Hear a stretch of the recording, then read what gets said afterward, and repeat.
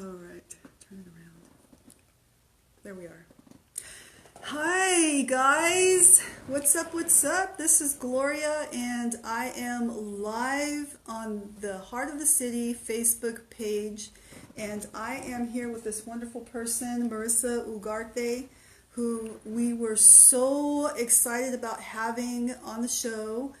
And as we're giving Facebook a little bit of time to notify you guys that we're live, I want to see if I can get this shared out.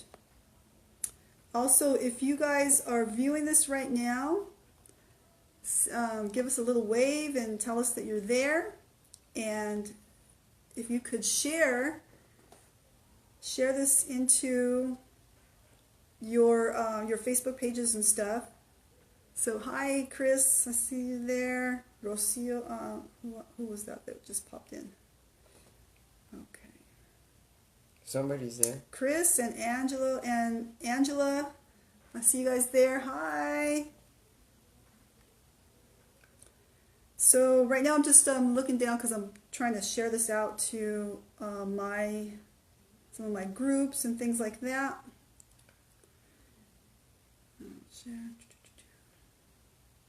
Okay. So you guys, when I come on and I do these interviews with all these special people, the thing that I love the most is the before and after conversations that I have. And Marisa got here early and we were having such a great conversation, and the information, the wealth, let me say that again, the wealth of information that she's been giving me has been incredible. And so I think that you all are going to really enjoy this interview with her. And so, Marisa, now that we got you here, so happy to have you. All of the stuff that you were telling me earlier, and all the information that you were giving and things, it's such a wealth of information. But I want you to understand, when I first met you was with a good buddy of mine by the name of James Marino. And James, he was one of my disciples when he was very, very young. He's younger than me. And him and his family, we watched them grow in the Lord and, disciple them and things, and watched him grow on to do some incredible things. And one of them was that he was doing some projects with you, or getting to know you. And I was in a meeting, and as we walked up, it was a Starbucks, and I walked up and I was overhearing this conversation with you and another woman. And you were telling her, you're sitting there and you're going, no, you have to really be in there and be brave. You got to be tough, and you got to be, I was like, that girl is my girl right there. And so that was when I first kind of heard this conversation coming out of you, and the passion that was coming out of you for the area of human trafficking. So if you could kind of go back and talk to us a little bit about your upbringing, and then where this passion comes from. Well, there's a very strange thing. I always knew what, I'm going to say it, like what God wanted me to do. Mm-hmm. And I was 12 years old, and I already knew. I ran a catechism class for the poor. And I used to distribute oranges and bananas after it. And of course the class was God is above, God is below, God is everywhere, just like the sun and the rays. And that was my class. Mm-hmm. And I kind of knew.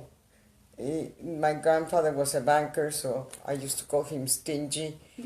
And he would ask me, what did you do with 5 pesos of Sunday that he would give me? So I said, I bought 2 pesos. I had an aquarium. So I bought 2 pesos of fish, and I gave 3 away. And he go, you did what? You didn't save anything? And I said, no, that's why I have you. and so I grew in that spirit, and I was kind of like the black sheep of the family. Because they didn't really understand me. The concepts of me was very strange, because since the age of three, I would call to my mother and say, "You were unjust to me."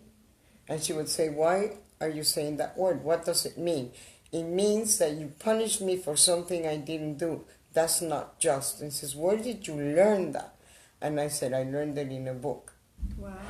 And so that's how it all began in working with my family.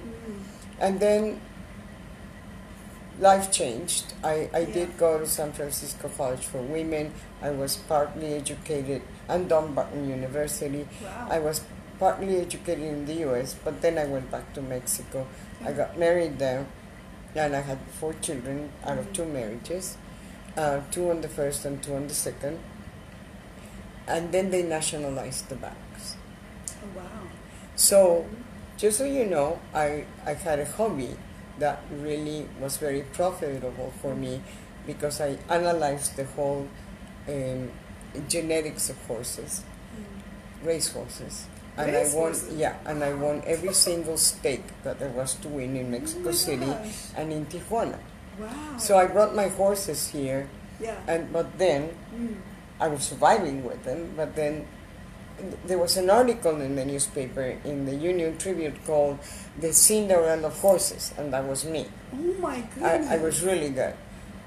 But like, if you're gonna dedicate your life to something, you might as well do it all the way. all well. And so the racetrack went on strike. I came here, and I didn't know anything. I really, honestly, didn't. So, just to make a long story short, I didn't have any more money because they nationalized everything. So I walked into the welfare office with a mink coat. With a mink coat. But there was a guy from the Marines there. Yes. And I brought in my bank statement, 0. Yes. My bonding tickets, Yes. that I lost all the jewelry I had, everything. Yes. And I was crying. And he said, "Don't worry. The welfare system is made for people like you. You are going to succeed." So I went to school, I became a paralegal, then I got my first job. I didn't like it was in a shelter for domestic violence, and I didn't like it too much. But I ran a group for kids, Okay. so that was really fantastic. With that said, then I went to Escondido, and I was a program manager for the homeless runaways for the eye crisis and counseling, which now doesn't exist anymore. Yes. And while I was there, I started discovering human trafficking and children being prostituted in the fields, of strawberry fields, in outside brothels. And that's how I got my first victim. And her nickname was Reina, I will never give you her real name. Okay. And the leverage was that the trafficker had her son in Puebla, Mexico. She was international. That was my first one. International. And it took 27 agencies to bring her back. 27 agencies. Yeah, between the little ones, the middle ones, FBI, Mexican consulate, DIF Tijuana, DIF Nacional, Puebla, DIF, you name it. I mean, it was one after the other, Yeah. So we got her the T visa too. Yeah. It was one of the first ones in 2000 when the Trafficking in Persons Protect Act came about. And then I understood, what was something else that was happening that was, to me at that point, an extension of child abuse. Yeah. And that's how I could sell it to the child welfare services. Okay. I found I have great friends there, and some of them that are so immersed into protocols and things that they miss out what is the real thing that needs to be changing in a paradigm shift. Yes. For you to protect children, for us to protect each other, and everything else is child welfare needs to change the way they protect children. 99% of my domestic trafficking victims have been in foster care or group homes. Figure it out. Start asking out there, and you'll know that I'm not telling a lie. is the truth. So then, that's a big percentage. yeah. So then you start talking to the girls, and then you have all kinds of abuse, since they were little, and huge suffering. So this is not the way to go. So these children grow with no self-esteem, with no love. A foster care is getting the money. He doesn't really care whether the child lives or dies. She'll buy them the cheap clothes, but the love element, the nurturing, maybe 1%, maybe 2%. So those are the two things that no matter how much you train people out there, that is missing. Along with that, children began to find protection in love and a boyfriend. And the same thing here and in Mexico if we're talking about sexual exploitation. Yeah. But there's other forms. Polaris Project put in 25 different forms of trafficking. I added 3 more. Wow. I added organ trafficking, the fishing industry, and the nannies. Wow. And if you look at them, yes, there are a lot of them that could be massage parlors, which is both labor and sex. There are others, a maid can be also sexually assaulted by the husband of the family.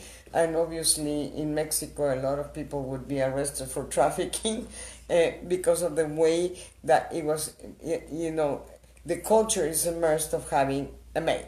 And how you do with a maid, and you talk about the maid, and then you call her very demeaning, degrading terms, which is very sad. Yeah.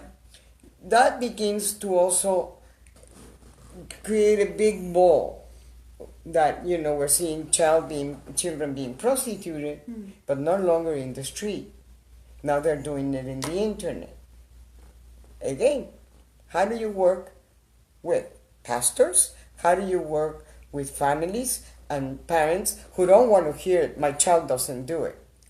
Then, for example, let me tell you, I was very proud to give a class to 50 Girl Scouts and their parents.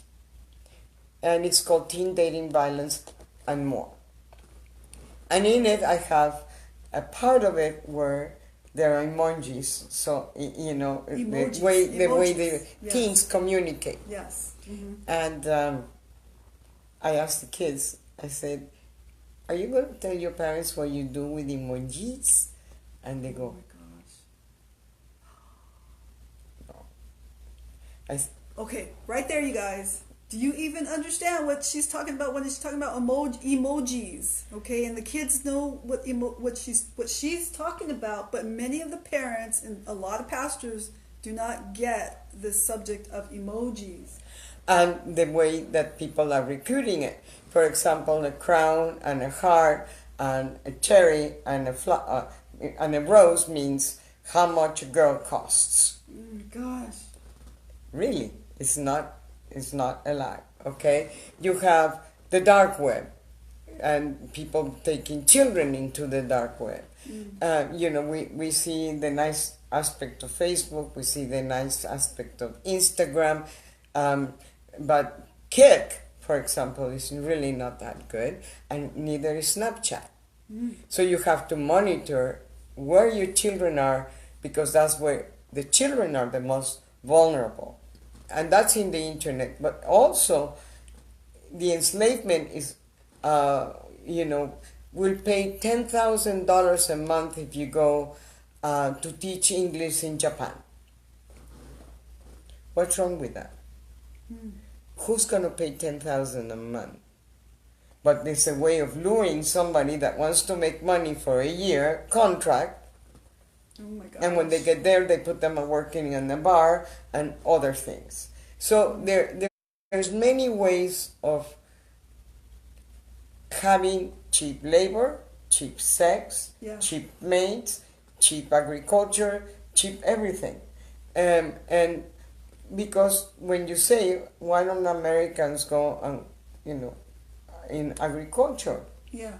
Our cauliflower would cost $13. With the minimum wage, that a normal person wants to earn. But Yeah. then if you put a person that is being imprisoned to do agriculture, you're enslaving them too, because you're paying them $1 an hour. Right. That's not okay either. So you get the workers program, and it got very hidden, but the $12 billion that the president paid to the farmers was because he almost eliminated the agricultural workers program.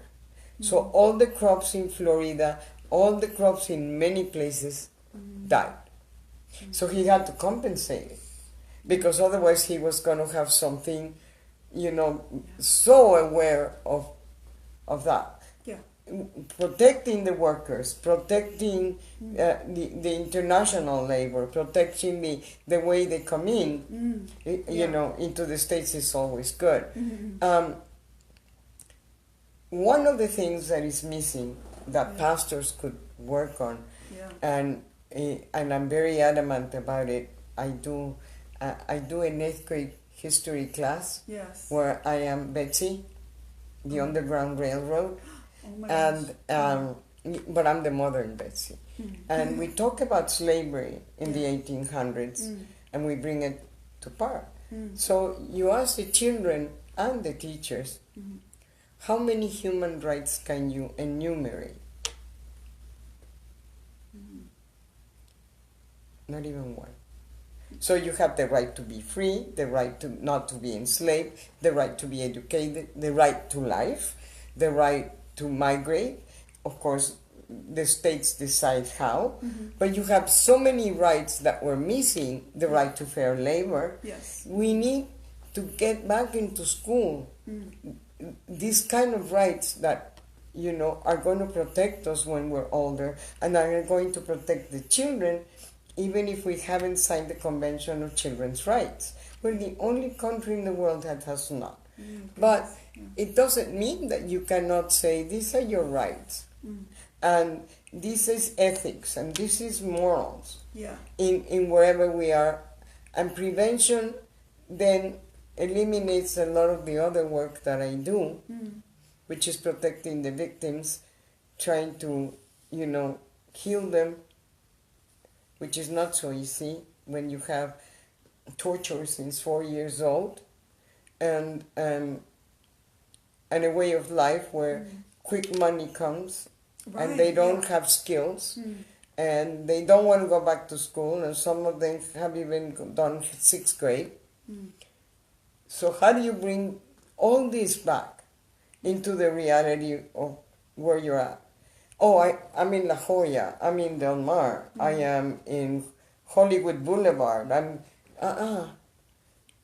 the recruitment of children for various reasons is right in your area.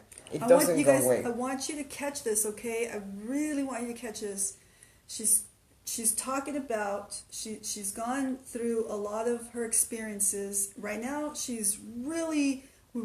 I really want you to capture this, is that the recruitment is not just borders, it's not just lower class, financially lower class people, but it is in the wealthy neighborhoods, the suburbia, and places like that. Yes, of course. And then you hear, my child disappeared, my child got kidnapped. Yeah. Where are you going to find her? Who was the boyfriend? Did she have one? Then you start finding out that hidden, she did have one. And oh my goodness, where did he take her? Now each area has its own form of purchasing. So my organization, Bilateral Safety Corridor Coalition, is also working on the demand. And you pastors have a great experience on here is pornography, okay? And it was, that serial killer, what was his name? The one in Florida that killed everybody, that said that he started, raping women and killing them because of pornography. And it's very important that you figure out that if a serial killer is telling you that, okay, figure out what goes on in men's minds. As a community, as men, as pastors, you understand that marital life is not so easy. Divorce is not so easy. Loneliness is not so easy. And then when the sting operations on the demand, I mean in the men, because I don't like to call them Johns, he was really a nice biblical person. Okay. You find out that there's many things where there's no excuse. But what they do care is about the body. They're never going to ask a little girl, how old are you? They are there for one thing and one thing only. So re-educating men. The SEC has a program based on somebody that I heard in a Soroptimist group and translated it into the demand. I did. It was on the Giuliani window principle. Yeah. And it was, why not turn men from buyers to protectors to heroes? And now we're getting example of the buyer, we're getting example of the protectors, like Uber, and the hero, because he saved a girl here, another girl there. So men are getting involved also. And if you start thinking that sometimes in the purchase, you may find your best friend's daughter there. And that's one thing that will be extremely shocking to you, that it will happen. And or you may find that she's being sold, or you will never find her. Yeah. So there's many things on how they recruit boys too, with modeling. And they do it for pornography. That's how they hook them first. Usually boys are run away. Right. They are not being charged with anything. Right. They're innocent, and then you say, Yeah. I'll give you $500. Okay? And all you need to do is do a video from the waist down. He says, cool. It isn't.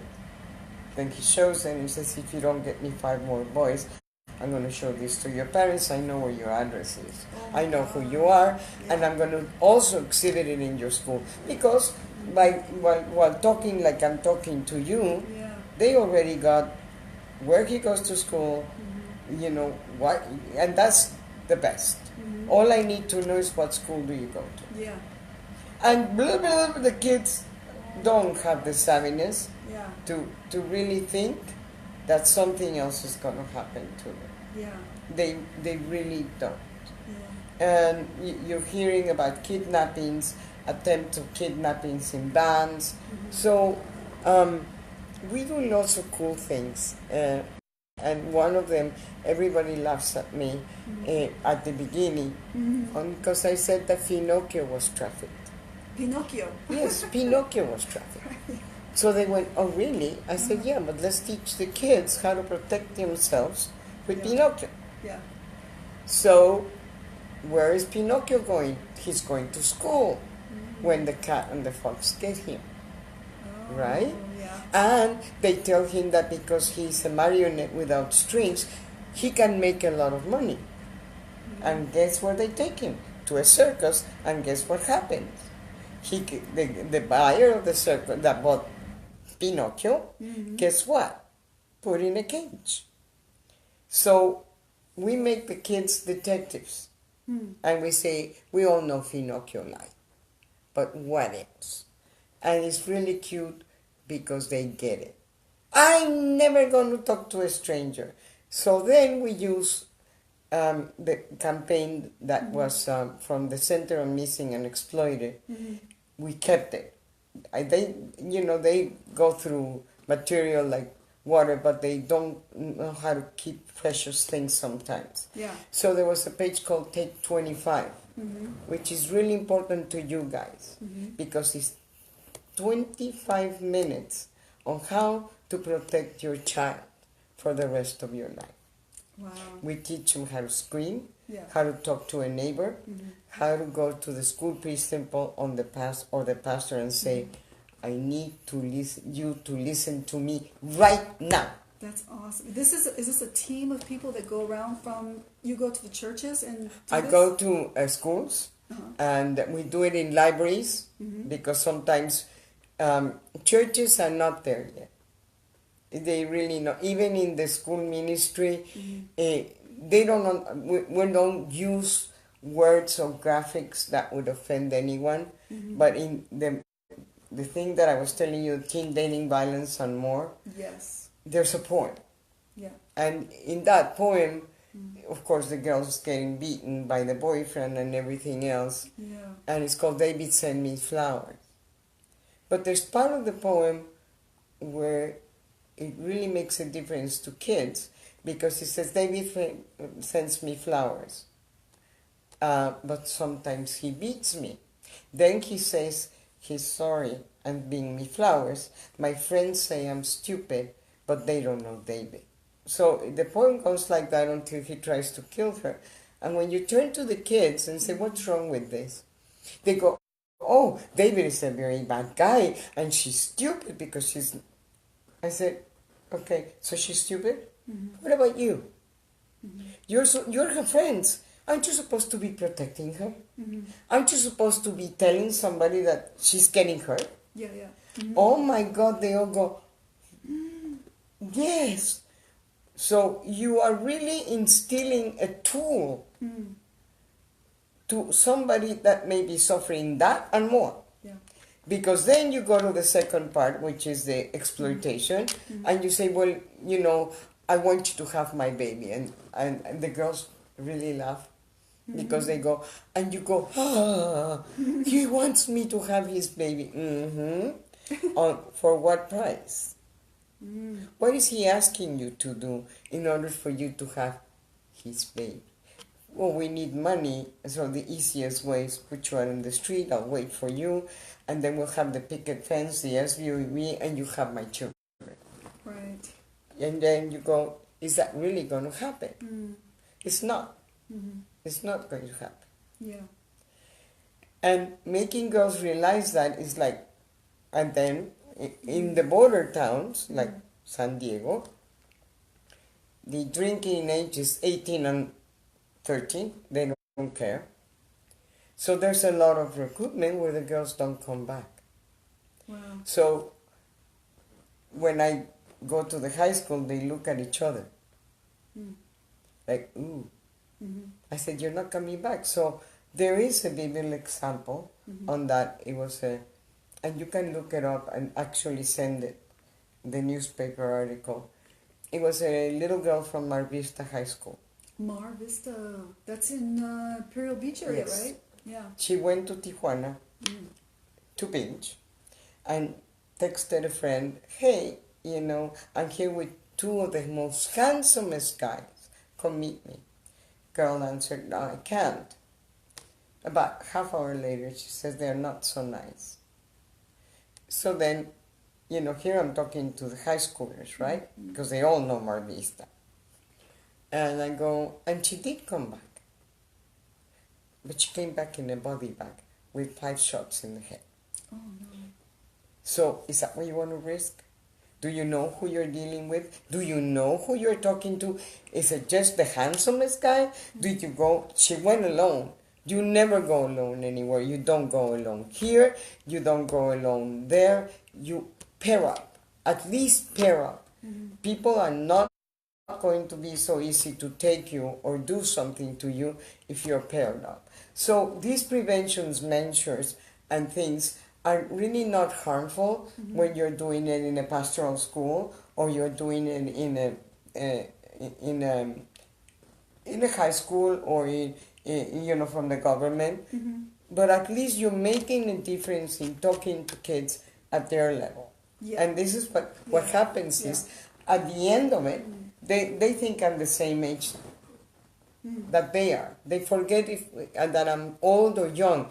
You lose that. You lose the track of who you are in age, Yes. but rather what you know. What you know. Yeah.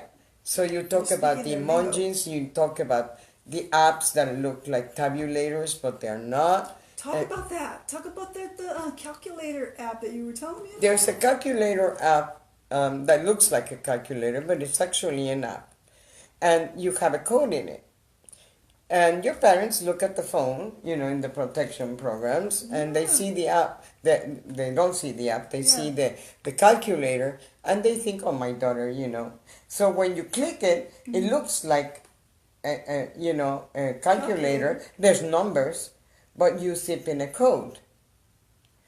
And it opens a whole new world that no one parent knows about. And then parents out there, or pastors, you know what is PRNB? PNRB? Parent nearby.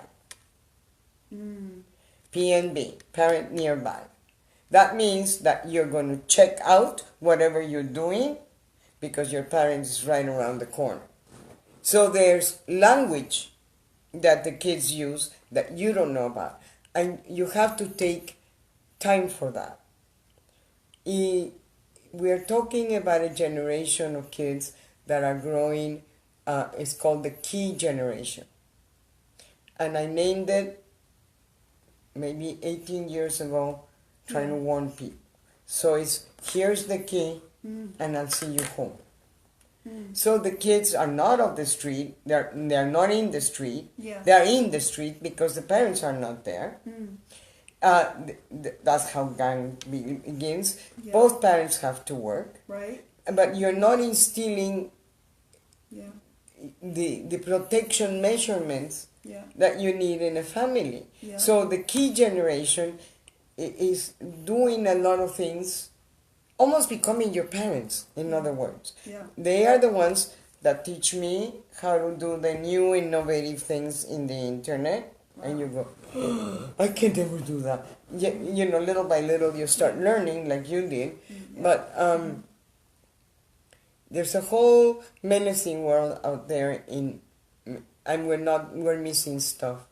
We're missing schools, we're missing ethics, we're missing morals. Really, where is it? And I'm not talking about religion, I'm talking ethics. Ethics, Yeah, there was a study done where they asked the kids would they ever cheat to get an A in a test. In a test, Every single one of them said yes. So what are we teaching them? I know. I grew up on the honor systems, so I learned how to throw myself under the bus a lot of times, and I did get spanked, by the way.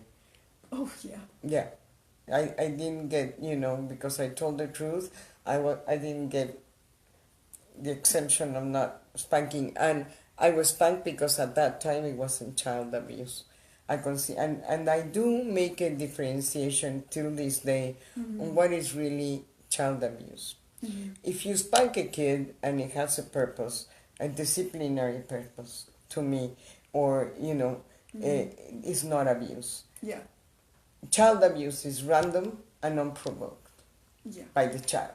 It is you. It is a part of you that is very sick. So I did get spanked, and it wasn't too cool. Okay, until I went to my parents. I was 7, and I said to them, "This is true." And of course, I got spanked again. I told them because I was a rebel. I must confess to you guys out there. And I said to them, "You may break my body, but you will never have my mind." And I got spanked. But I was 7. So you can imagine that I was not the easiest person to handle. I was innovative. I did all kinds of mischief, okay? What happened? The lights just gotta move around. Okay. Sorry, we're back. It's all kinds of mischief. Never anything, that I could consider bad. That's awesome. Now, I have a question. This is for some of the pastors that are watching right now. Do you because some may be, maybe they're as shocked as I was when I first heard you speaking on all these subjects. And, I know some of you are going to watch this, and you're going to probably watch the rerun on it.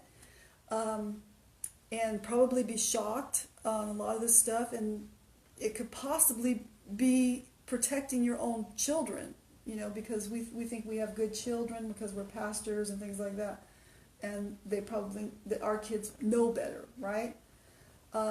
But the information that's coming out of you is saying otherwise, that all of our kids are whatever it's called, you know, Susceptible. so, yeah, to all of this stuff. And there's a lot of codes out there.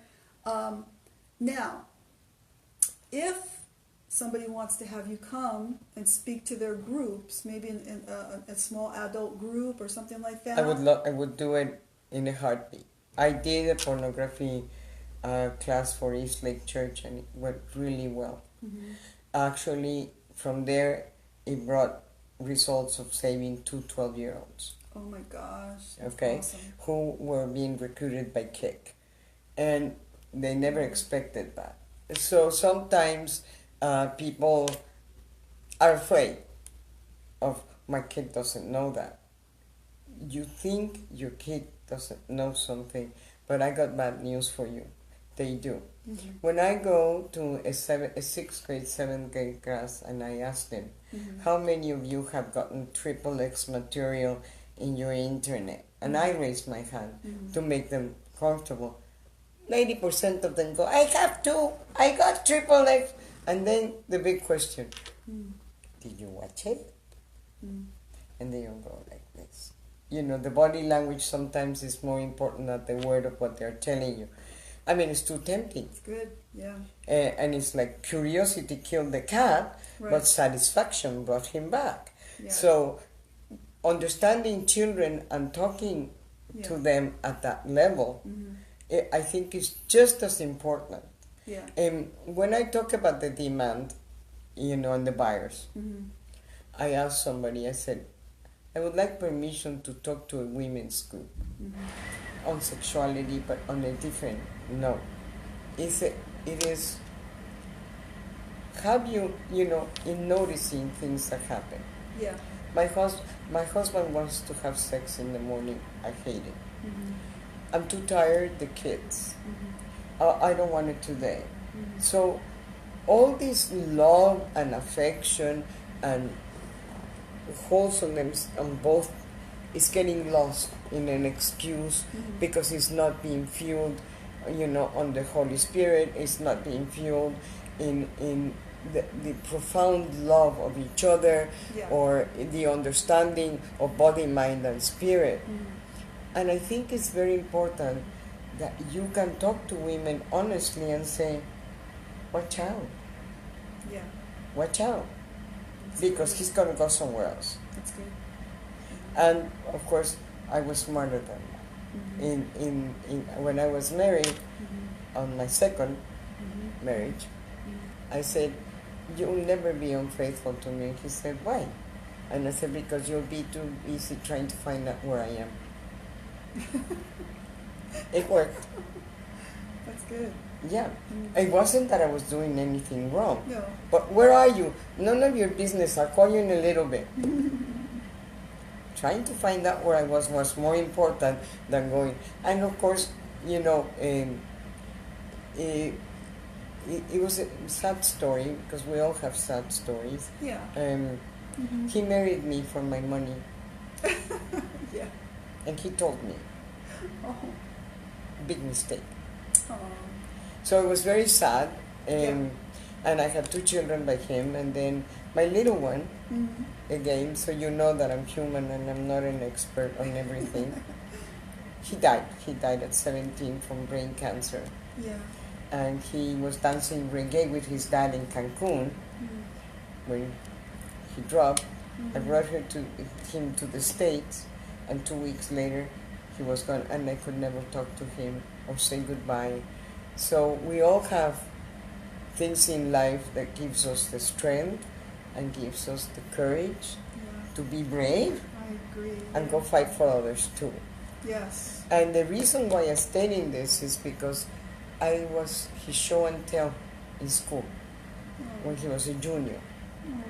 He said, I want you to be my show and tell, so I'm inviting you to school, because every cell of your body is committed to make a difference in a child's life, or in, an adult life or whatever. Mm-hmm. And that is what kept me going. It's like, yes, and he was proud of that. So he's up there. Okay, so um, it taken me a long time to understand human trafficking to the extent that I do, and to be able to tell you and fight with the government, and finally it happened, that commercial sexual exploitation of children is not just prostitution like everybody thinks. It's pornography, prostitution, child sexual tourism, and child trafficking. So if you only take 1/4 of the pie, you're missing the exploitation of children in the internet, you're missing the sex tourism of people from here going to prey on other children, or the opposite. San Diego, for example, is a tourist town. San Francisco is a tourist town. Yeah. New York is a tourist town. So there are a lot of people there, that men and pedophiles, that are not so nice. Yeah. And you begin to discover that a pedophile is never going to tell you I'm a pedophile. Yeah. They're not going to tell you. No. So teaching kids in a very subtle way how to recognize certain things and not to be afraid and tell is better, because that's exactly what happened with those 2 little girls that were being recruited by KIC. Oh my gosh. 12. They were cousins.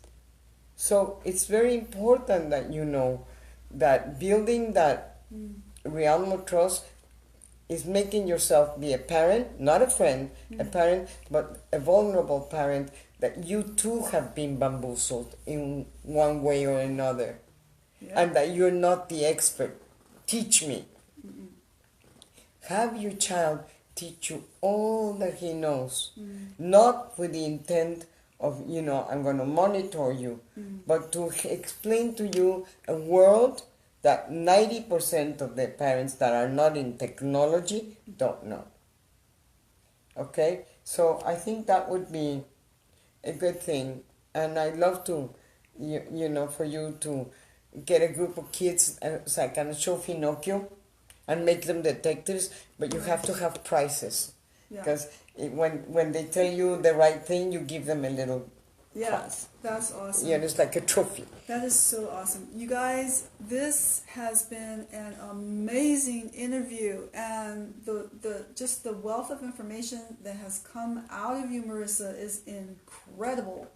A lot of people say that they're the forefront, or the beginning of human trafficking here in San Diego and things like that. But I believe that Marisa is the very first, one of the very first people, and I believe that we do it together. That we unity. Yes, in unity and in collaboration. Because if we're in unity and collaboration, we're a force not to be reckoned with, right? Yes. But alone, we stand alone, and you can't do it alone. No. You need it takes a village to fight this, and it takes people to be more open-minded, okay, and not be more ecumenical in how you're going to deal with an issue. Yeah. And then it's going to help you out a lot. Mm-hmm. It has helped me, in many ways. And I became a Christian having been a Catholic. Mm-hmm. And there was a transition on spiritual learning that I really liked, that was different than listening to a gospel and a sermon, but rather working on my spirit, and I really liked that. Mm-hmm. So that's what I do. I want to tell you, for those who are pastors, something really important. I don't wear Jesus in my sleeve. Okay, there's a lot of them out there. Mm-hmm. What I do is I walk with him. So I don't need to start telling you every day, I'm God's follower. Mm-hmm. By example, you try to do it. and of course you're not perfect. That's for sure. Yeah, none of us You are know, and I'm perfect. so sorry. Sometimes I go, I did it again. I got mad. I did this. You know, and We all do. at the end of the day, okay, Mm. I go around a list of Mhm. things, Yeah. okay, but Mm. I'm here for you. Yes. So you guys, if you know those of you who are watching, I see you, Sean, and others that popped in, Delilah and Ralph. So you know, if you're watching out there, if you're an organization, you know, perhaps a daycare, I'm not sure, maybe some type of organization out there.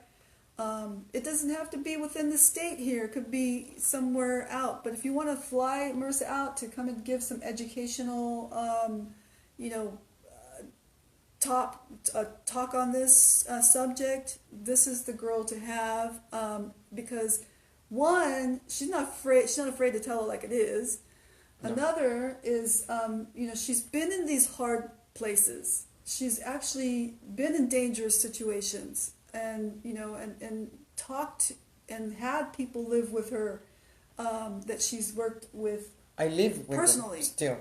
and live with them still. Yeah, I run the emergency response shelter. By the way, donations are welcome. But I do, and I'm moving next Monday. I'm moving to a 4-bedroom house, and that means that instead of just being able to take care of 4 girls, I'll be able to take care of 6 emergency response. Of course, I get stuck with some of them for the good reason. I had a woman sent to me, 60 years old, Chinese, doesn't speak a word of English, and she's a massage parlor victim. Oh gosh. So you Wow. figure, of course, she refused it, and a whole trajectory of things have happened. Nobody's going to take her. Nobody's going to. They really don't have the patience to use Google Translator, to be honest. So I do. I learned how to communicate really fast on Google, and That's incredible. she's a sweetheart. And at the beginning, she, you know, was going through a very hard psychological trauma. She owes money. It's a whole 9 yards. So help for those out there. We do need it too. Okay, we in bscc.org. That's for sure. Yeah. We have a PayPal button, and everything that you do is welcome. I'm telling you that because what we were talking about, Yeah. the churches have deep Yes. pockets, and then the government has a lot of competition. When you're in the middle, the struggle is much harder. But I'm not going to quit, you know, and that's where I'm at. Okay. And I want to thank you very much, Gloria, for the opportunity, and for you guys out there to thank you very much for the opportunity of doing this. Okay? Yes. God bless you. Give me a hug on camera. Yeah. Marisa. So happy to have you. Oh, Thank you. God bless you. So with that said, you guys, we're gonna peace out for now, and again, have Marisa come and speak for you. You know, this the information that's coming out of her to churches, to you know, youth groups, anything like that. This is the girl right here. You know, I would have her come speak for me. You know, contact me. She's accepting donations as well. So there's a lot of ways that we can help, and we all need to work together. Okay. So Marisa, we're gonna peace out. Peace out. Okay, thank you. Bye, guys. Bye-bye.